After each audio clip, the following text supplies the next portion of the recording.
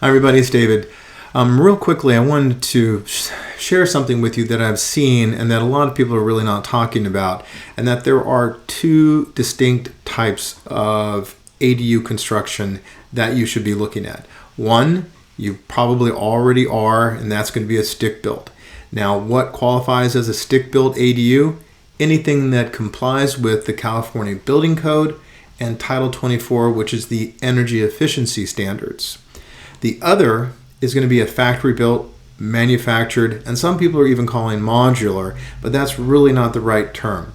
The correct term is a manufactured or factory-built ADU, and these comply with the HUD code. Now, HUD is short for Housing and Urban Development, and those standards are administered by HCD here within the state of California.